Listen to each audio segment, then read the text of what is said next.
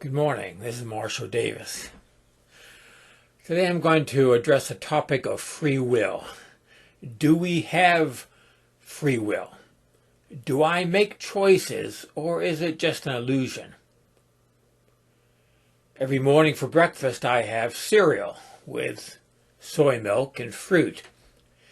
And I choose between 3 different types of cereal that I keep on top of the refrigerator. I decide, or I seem to decide, whether that particular day I feel like bran flakes or life cereal or shredded wheat, the original Big Biscuit, not those little hard pellets that they make now. Or maybe I might even choose to have hot oatmeal if I want to take the time to make it. So I weigh the possibilities. And I decide, like this morning, I decided that I felt like shredded wheat. And instead of the blueberries that I tend to have with my cereal, I decided to have a banana and some dried cherries. It seemed like I was making these choices, that I had free will when it came to these things. Did I?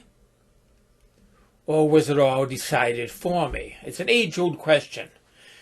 Religions and philosophies have struggled with it. When I was an evangelical Christian, I went through a phase of embracing Reformed theology.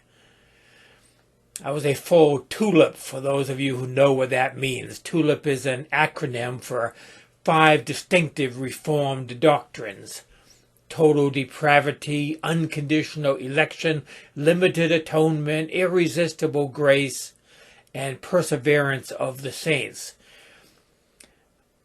Well, all those doctrines, those distinctive Reformed doctrines have in common is the underlying belief that people are not free to choose.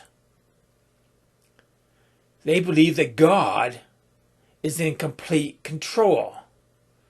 The heart of Calvinism, or Reformed theology, is what is normally called the sovereignty of God. And that's understood that God is controlling everything, even the small details.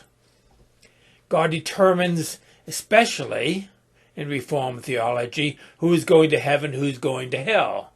If you're really, really consistent and stick with it, then you come out at double predestination, sometimes called.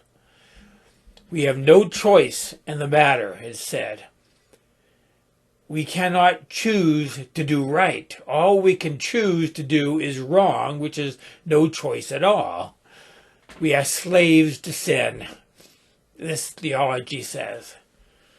Martin Luther, the father of the Protestant Reformation, wrote a book entitled The Bondage of the Will, which talks about this. He says that humans have a will, but it is not free. We can do nothing but sin. We are natural-born sinners. It all has to do with the fall in original sin in Reformed theology. I really don't want to talk any more about that. I mention it simply to demonstrate that a large portion of Christianity these days, especially in evangelicalism, believes we do not have free will. And science seems to concur. For quite a few years, neuroscientists have been conducting experiments to predict the choices that participants make up to 11 seconds before the subjects are consciously aware of their decisions. It appears that choices are made unconsciously before they become conscious. Thoughts as well as decisions happen before we, as far as our consciousness, makes them. So, it seems that if there is free will, it's not the conscious mind that is making the decisions. It's the unconscious mind. Now, that does not eliminate the possibility of us having free will, but it certainly changes it. if it is the unconscious mind making the decisions, is that us? Or is it our body? Or is that social conditioning or our genes? As a Christian, I like Friedrich Schleiermacher's quote, advocating limited self-will, I guess you could call it. He said, we can do what we will, but we cannot will what we will. In other words, we are free to do what we want, but we are not free to want what we want. Meaning that we do not have control over our wants. We don't have control over our will, if you please. When it comes to Christian non-duality, let me ask the same question. Do we have free will? Now that depends on who we are talking about when we ask the question. Are we talking about the individual personal self? Well, the self is seen through as an illusion. The self is just an idea in the mind. You could call it an app operating in the brain, software in the hardware of the brain, kind of like artificial intelligence in a computer. It's a very useful app. It has evolved over millions of years to give our human species an edge in survival, and has done very well, has done a good job in making the human species the dominant one on the planet, although I'm not so sure that's a good thing for the planet. The question is, does that have free will? If we equate the self with the conscious self, then the neuroscientists say no, that our conscious self is not making decisions. That's what these experiments seem to indicate. There's just taking orders, if you will, from the unconscious brain. It is carrying out decisions, but it's not making the decisions. It can do what it wants, but it cannot decide what it wants. It is the executive branch of our human government, you could say, but not the legislative branch. And we could expand that metaphor. We could try to figure out what the judicial branch of this human government is. Maybe that's a conscience, but that judicial branch is only as good as the laws that is trying to adjudicate. Non-duality is based on the awareness, the knowledge, if you will, that we are not a self, that the self is not really real. That self would include the conscious and the unconscious aspects of the human personality.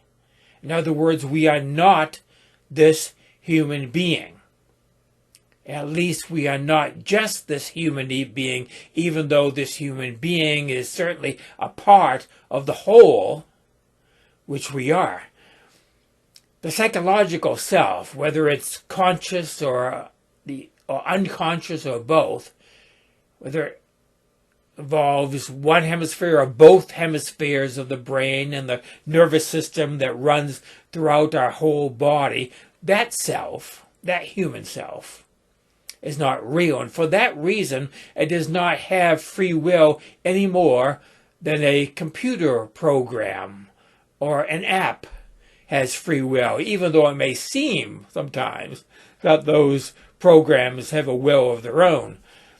So back to the question, do we have free will? If we mean, do individual human beings have free will, then the answer appears to be no. Once again, to paraphrase Schleiermacher, we can implement a plan, but we are not the one who decides the plan. Any free will we have is very narrow in its scope. When I analyze it, I'm not even sure how much choice I have about which breakfast cereal I had this morning. It feels like when I analyze it, it feels like I'm just carrying out orders that are made at a much deeper level than my conscious thinking. It is determined by how my stomach is feeling and the preferences of my taste buds, which have been trained by my culture and my upbringing. My available choices are determined by the supply chain and whether I have made it to the supermarket recently, and depends upon the breakfast cereal manufacturers and all sorts of other things. There are 1,000 factors that determine what I eat for breakfast. Any choice that the self makes is very small. So the answer, for all practical reasons, is there is no free will. But if we mean, does what we really are, our true nature, have free will, then the answer is yes. In the same way any Christian would say that God has free will. I mean, God would not be God in traditional theism if God didn't have free will. And we would not be who we are, what we really are, without free will. So yes, when we are understood to be that larger self, that big self, and not the little human self, then there is free will. The big self is sometimes called the no self because it's not the self as we normally think of as a self. It's not God, if you're talking about the theistic deity, but it is divine. It is God in the sense of our true self as being the one reality, the one ultimate reality. The opening words of Jesus in the Gospel of Thomas come to mind. Jesus said, "Let him who seeks continue seeking until he finds, and when he finds, he will become troubled. When he becomes troubled, he will be astonished, and he will rule over the all." I want to focus on those last words, rule over the all. That seems to imply free will. It means that we are astonished at who and what we really are, and we see that what we really are rules over the all. In other words, we are in union with God. Some other words of Jesus in the canonical Gospel of Mark come to mind. Jesus said, "Truly I tell you that if anyone says to this mountain, 'Be lifted up and thrown into the sea,' and has no doubt in his heart, but believes that it will happen, it will be done for him." Now, Jesus is not saying that we as individuals have superpowers and can go around willy-nilly, moving the Alps or the Himalayas from place to place. He is saying that as the one who formed the mountains through eons of time, we are able to move the mountains. But because of what and who we are, we have no reason to move them around as if we were a child with building blocks. And yet, the one can and has and does move mountains. So, when it comes to free will, you have to think big. Our bigger identity. Think in terms of mountain building. Think in terms of eons of time, not in the microscopic lifespan of a human being. See through the eyes of God. See as the eyes of God. This little genetically programmed and culturally conditioned and psychologically stunted human does not have free will. But what we really are is free. It does not have free will. It is free will. it is perfect freedom. So enjoy that freedom. That is it for today. Grace and peace to you.